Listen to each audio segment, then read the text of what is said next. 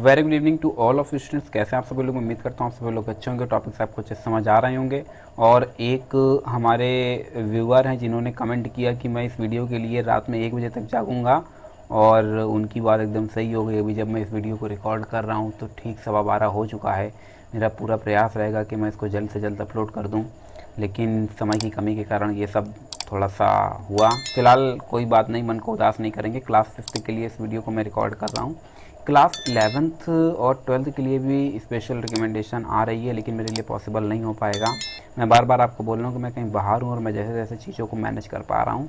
फिर भी उम्मीद रहेगी कि आपकी जो भी नीड है उसको मैं पूरा फुलफ़िल कर पाऊँ।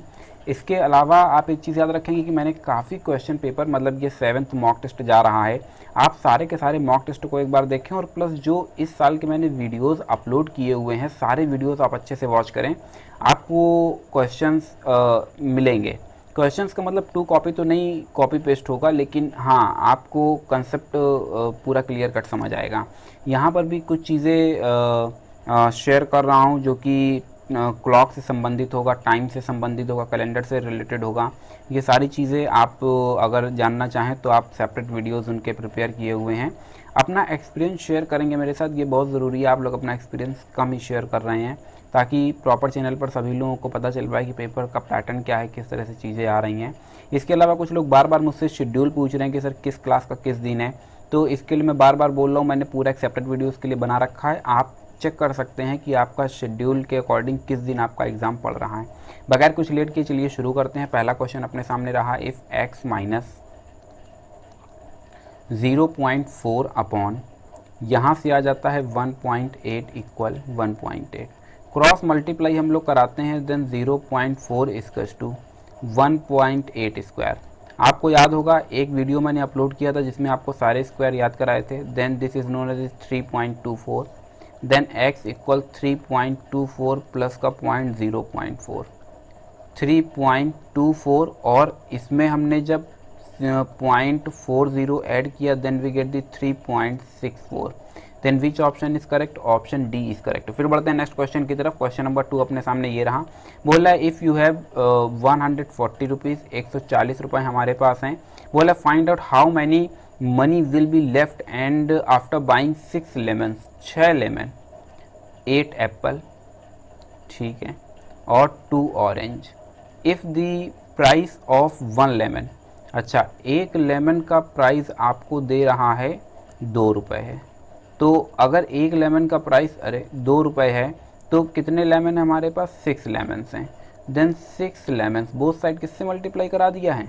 6 से मल्टीप्लाई कराया, और जैसे 6 से मल्टीप्लाई कराया then we get the 12 rupees. Same process, 1 apple का अगर आप देखें तो आपको अमाउंट दिया जा रहा है 10 रुपीज़। तो हमें यहाँ पर 8 एप्पल दे रहा है, देन 8 एप्पल्स किसके इक्वल हो जाएंगे? 8 एप्पल्स, देन 10 से मल्टीप्लाई कराया वी गेट दी 80 रुपीज़।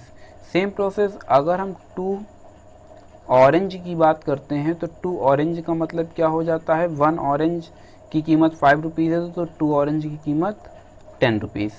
तो 1 ऑरेंज इक्वल्स टू 2 रुपीज़। यहाँ 2 की जगह ज़रा 1 करो ताकि इक्वेशन साफ साफ समझ में आए। तो 2 ऑरेंज कितने के हो जाएंगे? 5 2 जा 10 रुपीज़। अब एक काम करो, सबको ऐड कर दो, देन 102 रुपीज़, ठीक है। बोल रहा है कि आपके पास 140 रुपये हैं, और बोल रहा है कि how much money will you be left after buying. इतना सब परचेस करने के बाद आपके पास कितने रुपए बचेंगे?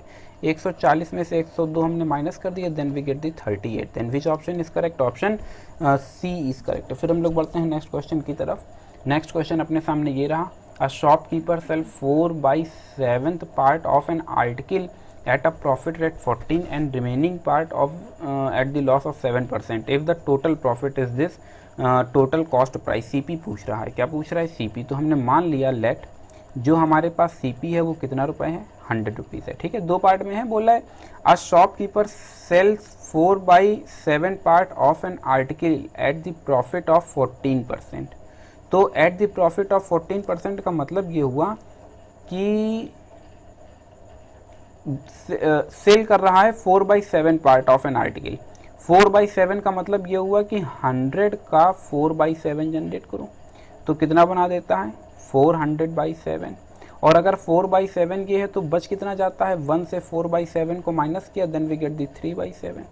तो जो 3/7 बच रहा है 3/7 कितने का, टोटल का, तो 3/7 का मतलब हो जाता है 300/7। ये जो है 400/7 इसको कितने प्रॉफिट पर सेल कर रहा है, 14% प्रॉफिट पर सेल कर रहा है। तो इसका जनरेट कर दो 14%। ये कितने पर, रिमेनिंग 7% लॉस पर। लॉस को हम माइनस साइन से रिप्रेजेंट कर देते हैं, परसेंटेज हटता है तो अपॉन में 100 आ जाता है। ठीक है, यहाँ से हमको ये 2 0 से 2 0 कैंसिल हो गए, 7 2 जा। सेम प्रोसेस यहाँ से 2 0 से 2 0 कैंसिल हो गए, 7 से ये 7 कैंसिल हो गया, then finally we get the 8। जबकि यहाँ से हमको देखने को मिलता है -3। अब बोला है जो टोटल प्रॉफिट है, तो टोटल प्रॉफिट का मतलब ये हुआ कि जो भी अमाउंट आ जाए उसको ऐड कर दिया जाए, देन वी गेट दी 5। अब समझो हमारा जो प्रॉफिट 100 CP पर निकल रहा है सेल करने के बाद, वो हमारे पास प्रॉफिट निकल रहा है 5 रुपीज़, जबकि क्वेश्चन में जो प्रॉफिट आ रहा है वो आ रहा है 2005 रुपीज़। तो हमारा 5 क्वेश्चन के 2500 के बराबर है, तो हमारा एक क्वेश्चन के 500 के बराबर है। तो हमारा 100 CP तो 100 था ना, तो बोथ साइड हमने 100 से मल्टीप्लाई करा दिया, देन वी गेट दी 50,000। तो जो CP है वो क्या है, वो है 50,000। तो CP की वैल्यू क्या आ गई, then option D is correct. फिर हम लोग आगे बढ़ते हैं, बोल रहा है when 295 is added to 5A4 the result is 8B9। बोल रहा है 8B9 इज डिविजिबल बाई 3। ठीक है, बोले what is the largest possible amount, largest possible value of a की हमको क्या पता करनी है, लार्जेस्ट पॉसिबल वैल्यू पता करनी है। तो ठीक है, समझने का प्रयास करते हैं क्वेश्चन नंबर 4 के लिए, ध्यान से समझेंगे। एक तो हमको ये 295 5A4 का उसने सम दे रखा है, ये है। एक सम हम खुद निकालेंगे, ये 9 हो जाता है, ये 9 + A हो जाता है, और ये 7 हो जाता है। ठीक है, अब हमें चाहिए था असल में 8 9B, तो 9 से 9 तो टैली हो रहा है, B की जगह पर क्या है, B असल में इक्वल है 9 + A के। B किसके इक्वल है, 9 + A के। जबकि यहाँ पर अगर हम देखते हैं तो 5 और 2 7 हो रहा है। इसका मतलब जो A की वैल्यू है, A की जो वैल्यू है वो 0 नहीं हो सकती है, क्योंकि अगर A की वैल्यू 0 रख लेते हैं तो ये 9 बना देता है और फिर ये 7, जबकि हमको चाहिए 8 की सीरीज़। तो इसका मतलब A की जो पॉसिबल वैल्यू है वो या तो 1 होगी, या 2 होगी, या 3 होगी, या 4 होगी, या 5 होगी, या 6 होगी, या 7 होगी, या फिर 8 होगी, और या फिर 9 होगी। कोई भी A की इनमें से कोई भी वैल्यू रखोगे तो ये हमको 8 मिलने लगेगा। एक्चुअली 9 जैसे मान लेते हैं 1 रख दिया तो 9 1 10, 0 कैरी 1 चला जाएगा, 8 0 9 देखो बन जाएगा। कंडीशन क्या है जरा ये देखो, वो कह रहे ये वाला जो नंबर है, ये नंबर असल में डिविजिबल है किससे, ये नंबर असल में डिविजिबल है 3 से। तो हमने क्या किया, सबसे पहले A की वैल्यू को पुट कर दिया 9। ठीक है, A की वैल्यू को क्या पुट कर दिया 9। अब पूछोगे कि 1 क्यों नहीं पुट करेंगे, क्वेश्चन में देखो बोला largest possible value of A. Largest का मतलब समझ रहे हो, सबसे बड़ी वैल्यू। हो सकता है 1 रखने पर डिविजिबल हो, लेकिन फिर 2 भी चेक करना पड़ेगा, क्योंकि 2 1 से बड़ा है, हो सकता है 2 से भी डिविजिबल हो, इसलिए हम लोग उल्टा रन कराते हैं। ठीक है, हमने मान लिया कि A की वैल्यू क्या है 9 है, तो B की वैल्यू हमको देखने को मिलेगी 9 + 9 = 18।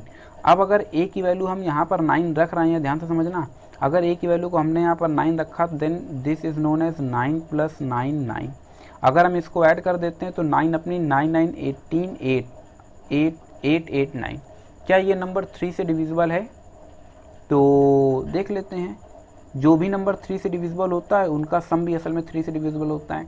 8 8 16 9 25, जो कि असल में 3 से डिविजिबल नहीं है, बेकार हो गया। नंबर 9 नहीं एक्सेप्टेबल है। हमने क्या पुट किया, 8 पुट कर दिया, देन 7 9 + 8 9। यहाँ से 9 अपनी जगह पर रहेगा, यहाँ से 7 और यहाँ से 8 79। 8 7 9 को हमने क्या किया, इन सबको अलग अलग डिजिट वाइज ऐड कर दिया, देन 15 + 9। 15 + 9 मीन्स 24, और ये देखो असल में 3 से डिविजिबल होता है। तो देखो लार्जेस्ट नंबर क्या अपने पास जनरेट हो रहा है, बी की वैल्यू, ए की वैल्यू हमारे पास कितनी आ जाती है, ए की वैल्यू आ जाती है 8। Then which option is correct, option A is correct. Which option is correct, option A is correct. अब मेरी बात को जरा ध्यान से सुनना, हमें पता करना है डिविजिबल, ये जो नंबर है ये, अच्छा हमसे ए की वैल्यू पूछ रहा है, किसकी वैल्यू पूछ रहा है, ए की वैल्यू पूछ रहा है, लेकिन तब भी जनरेट कर सकते हैं। यहाँ से एक इक्वेशन तो हमारे पास आ गई है, ये है। दूसरी इक्वेशन हम चाहें तो, लेकिन नहीं आ पाएगा, नहीं आ पाएगा। यही जो मेथड बता रहे हैं यही सही मेथड है। फिर आगे बढ़ते हैं क्वेश्चन नंबर 5 की तरफ। बोल रहा है time shown in a clock 3:45, what time will be appear in the water.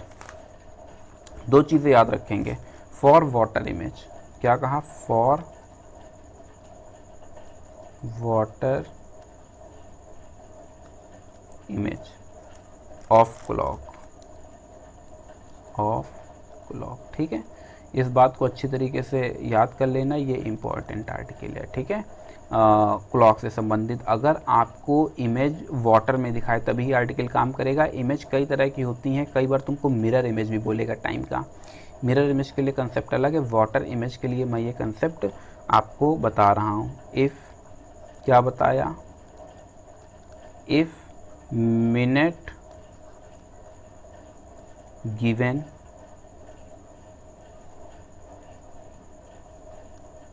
Are less than 30, then subtract, कितना सब्ट्रैक्ट करना है, subtract given timing from 1830 hour. ये पहला पॉइंट। दूसरा point, if minutes given are more than 30, then subtract given timing from 1790 hours. ठीक है, हमसे पूछ कितने का रहा है, 3:45। आप मिनट को देखो, मिनट 30 से छोटा या 30 से बड़ा, तो आप बता देंगे कि जो 45 होता है वो 30 मिनट से बड़ा होता है। इसका मतलब कौन सा केस लगेगा, ये तो लेस देन 30 है, जबकि ये वाला है मोर देन 30, मतलब सेकेंड केस इज एप्लीकेबल। इसका मतलब ये हुआ कि 17:50 से आप घटा दीजिए 3:45, तो यहाँ से तो 5 मिनट बच जाता है, प्लस 17 में से 3 चले जाते हैं, देन वी गेट दी 14:5। अब इस चीज़ को हम लोग थोड़ा सा कंसीडर करेंगे।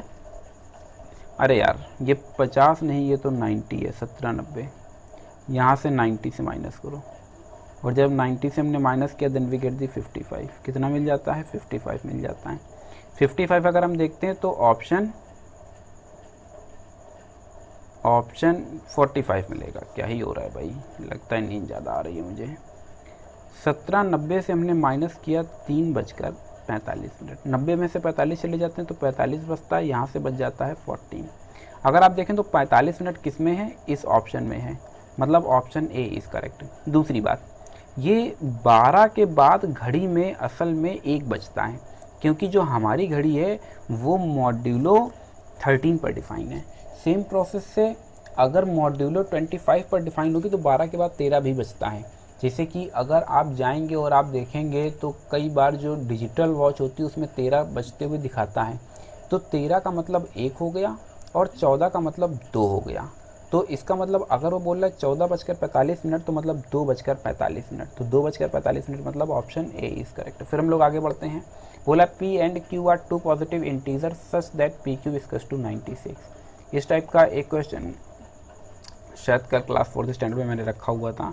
बोल रहा है कि कौन सी वैल्यू नहीं हो सकती है P प्लस Q की। तो P प्लस Q के लिए हमें सबसे पहले इसको डिफाइन करना होगा। P और Q दो नंबर्स का प्रोडक्ट है, 1 × 96, 2 × 48, 3 ×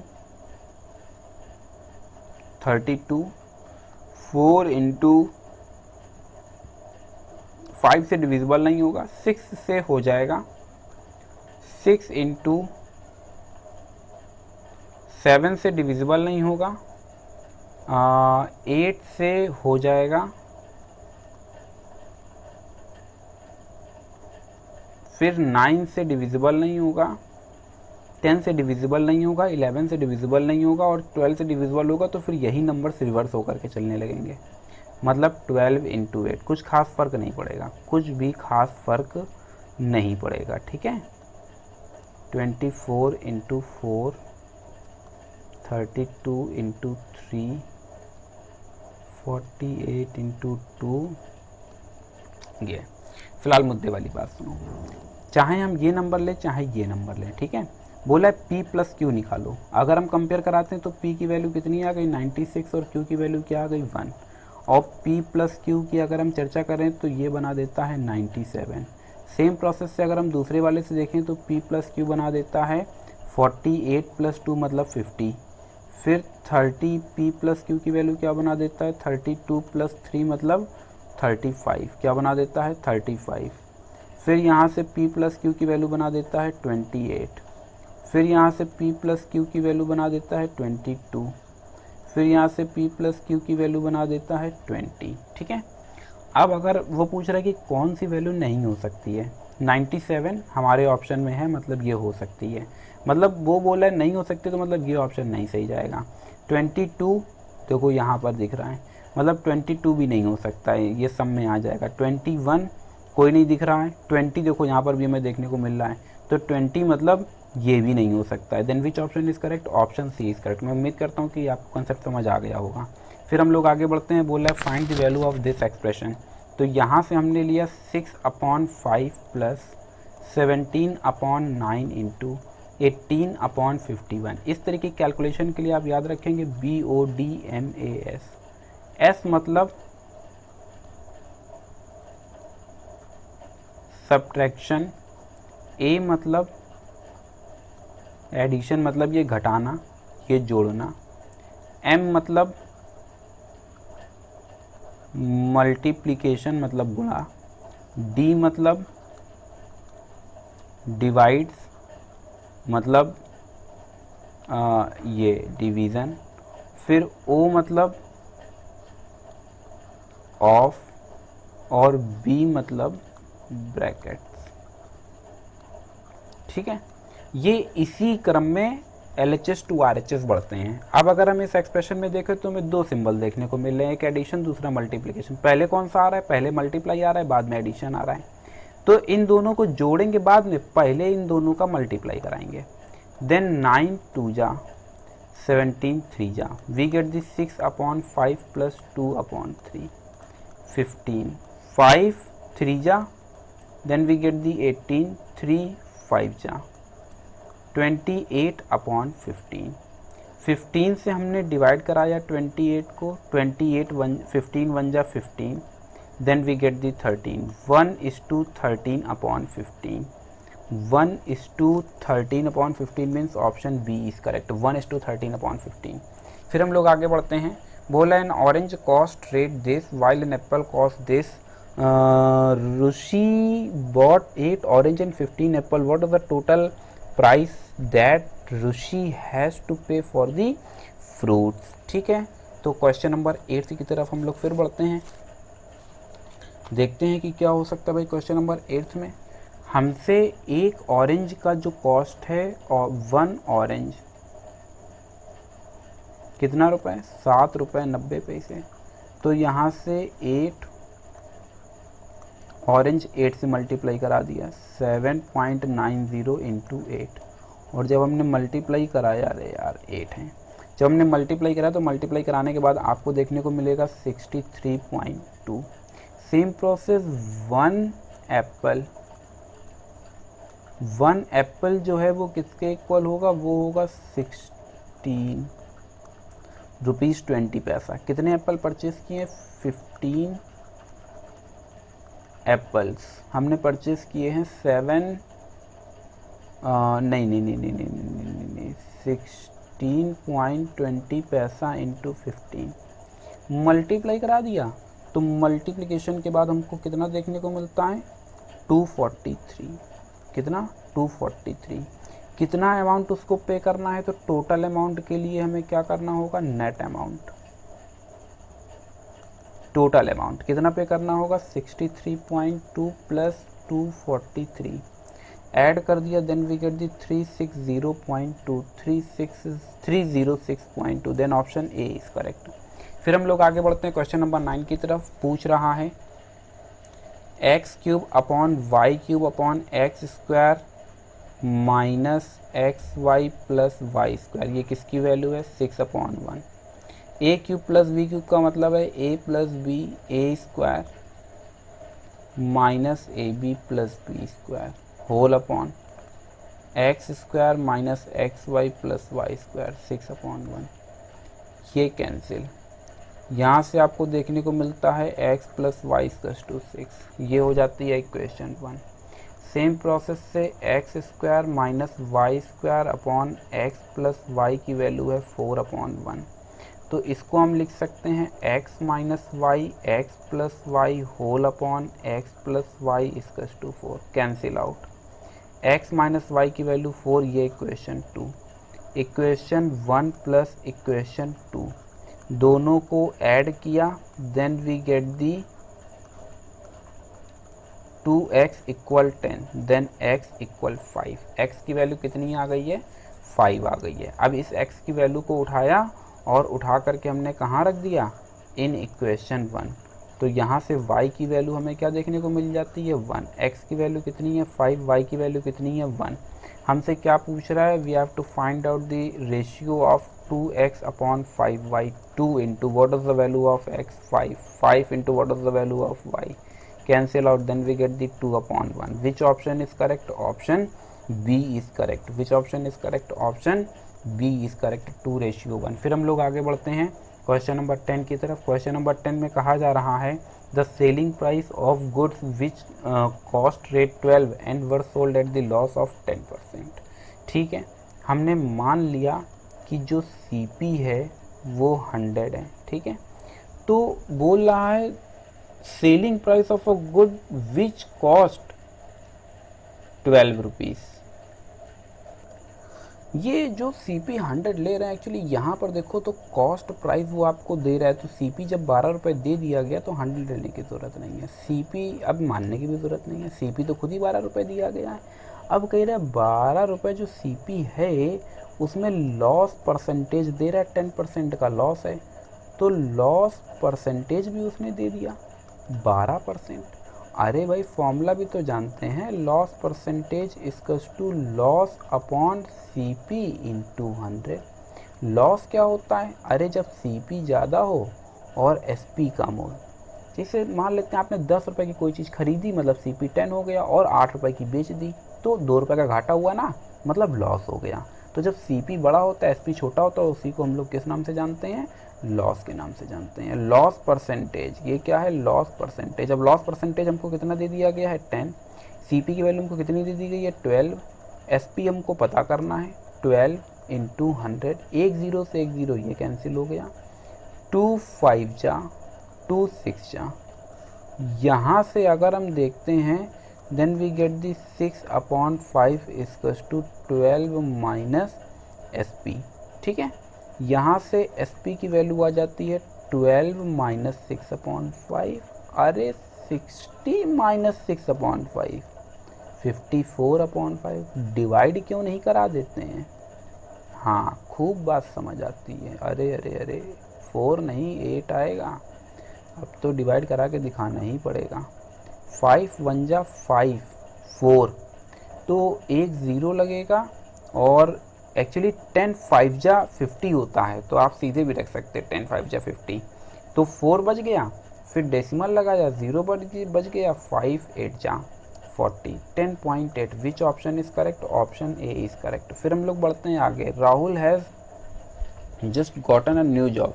of his first day the boss gave him 1 offer for his salary. Offer start, क्या कहा, offer start at 30,000 per month and get a rate 5,000 raise per month at the end of each year। क्या कहा, at the end of each year calculate how much Rahul would be making at the end of the third year. अच्छा, end of the third year की बात कर रहा है। सबसे पहले हम लोग क्या करते हैं, फर्स्ट ईयर की बात करते हैं, फर्स्ट ईयर की, ठीक है। ध्यान से समझना, उसकी जो सैलरी है वो 30,000 पर मंथ है, 30,000 पर मंथ, 12 महीने काम करेगा, कितना हो जाएगा 3,60,000, कितना हो जाएगा 3,60,000। अब देखो सेकेंड ईयर की बात कर रहे हैं। सेकेंड ईयर में वो बोलता है and get a rate 5,000 raise per month raise होगा 5,000, लेकिन कंडीशन है at the end of the each year, हर साल के बाद। तो हर, ये तो एक साल का निकल गया। अब जब हम बात करेंगे नेक्स्ट ईयर की, तो जो 30,000 सैलरी थी उसमें 5,000 और ऐड होगा, और अब ये 12 मंथ के लिए, फिर नेक्स्ट ईयर के लिए। Then we get the 35,000 into 12, और इसको जब मल्टीप्लाई कराया तो ये हमको दे देता है 4,20,000, कितना 4,20,000। फिर देखो यहाँ से, अब यहाँ से हमने ले लिया थर्ड ईयर। थर्ड ईयर में जो अभी उसको 35,000 मिल रहा था, पहले 30,000, फिर नेक्स्ट ईयर 5,000 का इंक्रीमेंट पर मंथ। फिर जब नेक्स्ट ईयर की बात करेंगे तो फिर 5,000 का इंक्रीमेंट, पिछली सैलरी मतलब सेकेंड ईयर में 35,000 था, तो अब 35,000 प्लस 500, ये भी पूरा 12 महीने के लिए मिलेगा, क्योंकि बोले ना eight the end of third year.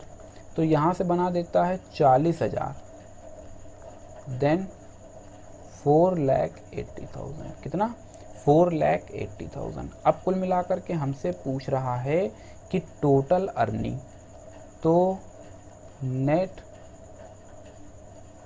Earning कितना हो जाएगा 3,60,000 प्लस 4,20,000, 4,80,000, 0 0 0 0, 4 0 तो यही आ गए, 16 कैरी 1, 1 2 6 एंड 4 टाइम्स 0, 1 2 6 4 टाइम्स 0, हाँ सही है। Then which option is correct, option A is correct. फिर बढ़ते हैं हम लोग क्वेश्चन नंबर 12 की तरफ।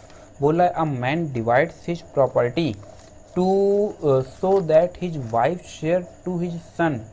अच्छा, wife share to his son and son share to his daughters are both as in the ratio 5:3. If the daughter gets 12,000 less than son, the value of the whole property in rupees. Oh, तो कुल मिलाकर के wife जो है उसको हम W से represent करेंगे, जो सन है उसको हम S से रिप्रेजेंट करेंगे, जो डॉटर है उसको हम D से रिप्रेजेंट करेंगे। अब देखो जरा, यहाँ से हमको पता चलता है W और S, वाइफ और सन के बीच का जो रेशियो है वो क्या है 5:3। फिर देखो सेकेंड राउंड में बोल रहा है सन और डॉटर, बोल रहा है ना daughters son share to his daughter both are 5:3, ये भी क्या है 5:3। कंप्रेस क्यों नहीं कर देते हो दोनों को, तो ये रिलेशन बनेगा WS 5:3 SD 5:3।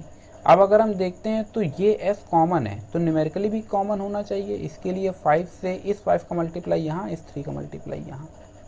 कंप्रेस करने पर आपको देखने को मिलता है WSD, यहाँ से 25, यहाँ से 15, यहाँ से 15, यहाँ से 9, एलसीएम ले लिया, ये 9, ये 15 और ये 25। क्या पूछ रहा है, if the daughters get rate 12,000 less than son, लड़की को 12,000 रुपये कम मिलते हैं लड़के कंपैरिजन में, इसका मतलब S माइनस डी की वैल्यू कितनी आ गई, S माइनस डी की वैल्यू आ गई है 12,000।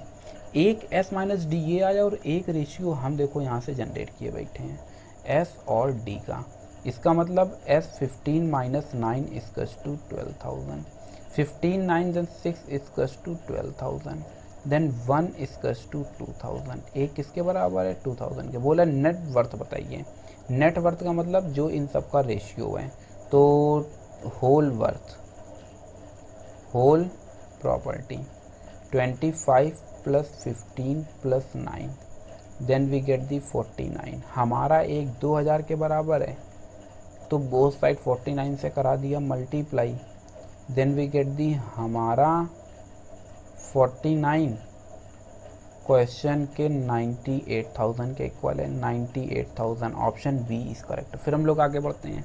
बोला find the ratio between 52 rupees, 1 रुपए में कितने पैसे, 100 पैसे। तो बोल रहा है 52 रुपीज़ एंड 33,600 पैसा। रेशियो हमेशा सेम यूनिट पर निकलता है, या तो दोनों को रुपए में बदल दो या फिर पैसे में, पैसे में बदलना ज़्यादा आसान है। तो 52 रुपीज़ जो हैं वो किसके इक्वल हो जाएंगे, 55,200 पैसे के इक्वल हो जाएंगे।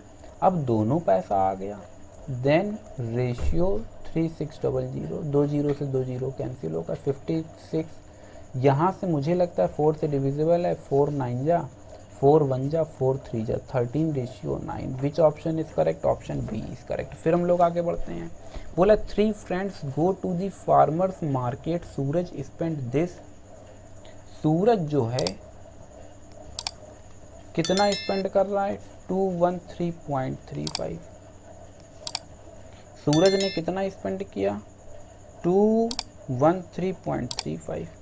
फिर देखो जो हीना है, हीना ने कितना स्पेंड किया, 4 टाइम्स एज मच एज सूरज, सूरज का 4 टाइम्स, तो इंटू 4 हो गया। लो भैया मल्टीप्लाई करा दो, मल्टीप्लाई करा तो हमें देखने को मिलता है 853.4, ये भी सही है।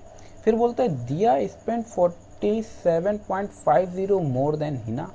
तो जो दिया है ये हिना से कितना ज़्यादा, हिना का आया है, और हिना से कितना ज़्यादा, 47.50। दोनों को हमने जैसे ही कैलकुलेट किया, कैलकुलेटर का यूज़ करना बच्चा, वरना जो है पेपर छूटने का डर बना रहेगा, और कैलकुलेटर अलाउ होगा। 900.90, ये नहीं 900.90। Then which option is correct, option A is correct. फिर हम लोग बढ़ते हैं क्वेश्चन नंबर 15 की तरफ। क्वेश्चन नंबर 15 में कहा जा रहा है आ सिस्टन, सिस्टन बोलते हैं टंकी को, सिस्टन किसको बोलते हैं, टंकी को, टैंक। आ सिस्टन, सिस्टन मान लेते हैं कि सिस्टन जो है वो रेक्टेंगुलर शेप पर है, या फिर यूँ बोले कि क्यूबॉइड शेप पर है। किस शेप पर है, क्यूबॉइड शेप पर है, ठीक है। ये देखो सिस्टन बन के तैयार है।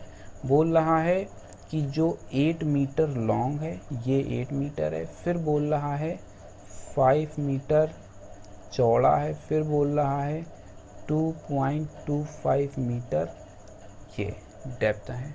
बोला total area of the wet surface, wet surface, total area of the wet surface. Wet surface मतलब गीला सरफेस। जब इसके अंदर पानी भरेगा तो एक चीज़ याद रखना कि वेट सरफेस का मतलब हो गया एक सरफेस, इसको नाम दे देते हैं एक सरफेस, 2 सरफेस, 3 सरफेस।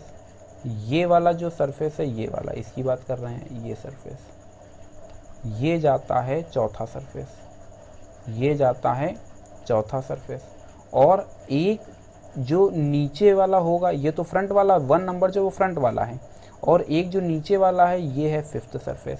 6 वाला गीला हो ही नहीं पाएगा, तो इसलिए वेट सरफेस का यूज़ किया गया है कि सबसे अपर सरफेस आपको कंसीडर नहीं करना है। इसका मतलब होगा कि वेट सरफेस की अगर हम बात करें, वेट सरफेस, तो आएगा surface of, surface area of 4 wall plus surface area of roof. Surface area of 4 wall का मतलब ये हुआ कि एक वॉल अगर हम देखें तो लंबाई गुणे चौड़ाई, लंबाई मतलब लेंथ 5 × 2.25, ठीक है। अब जो नंबर 4 होगा वही नंबर 2 होगा, तो फिर 5 × 2.25। फिर यहाँ से क्या आ जाता है सॉरी, जो ये वाला सरफेस होगा, ये सरफेस क्या जा रहा है, ये सरफेस जा रहा है, ये वाला देख रहे हैं, ये सरफेस जा रहा है लंबाई गुणे चौड़ाई, तो 8, और ये देखो डेप्थ दे रहा है 2.25 प्लस 8 × 2.25। कैलकुलेटर आपके पास होगा, आप इसको कैलकुलेट करेंगे। ये तो एरिया ऑफ 4 वॉल आया है plus area of surface area, surface area की बात कर रहे हैं मतलब इस एरिया की बात कर रहे हैं, ये और ये, ठीक है। इस एरिया की हम लोग बात कर रहे हैं। तो ये वाला जो है ये आ जाता है 8 इंटू 5। अब हमने क्या किया, इन सबको हमने कैलकुलेट किया, तो इन सबके कैलकुलेशन से हमको देखने को मिलता है 90। इन दो का कैलकुलेशन, इन दो का जो कैलकुलेशन है वो आपको देता है 90/4। इन दो का जो कैलकुलेशन है वो आपको देता है 144/4, और ये जो है ये आपको दे देता है 40। तो इन सबको अगर हम कैलकुलेट करते हैं तो ये बना के देता है 90/4 प्लस 144/4 प्लस 40। इसको हमने और कैलकुलेट किया तो ये बना के देता है 40 plus 58.5 98.50 metre square. Then which option is correct? Option C is correct. फिर बढ़ते हैं नेक्स्ट क्वेश्चन की तरफ। क्वेश्चन नंबर 16 कह रहा है a hollow iron pipe is 25 centimetre long and its external diameter is 8। देखो एक्सटर्नल डायमीटर की बात कर रहा है तो डायमीटर का हाफ क्या होता है? रेडियस। तो एक्सटर्नल रेडियस की बात कर रहा है। एक्सटर्नल रेडियस का मतलब हो गया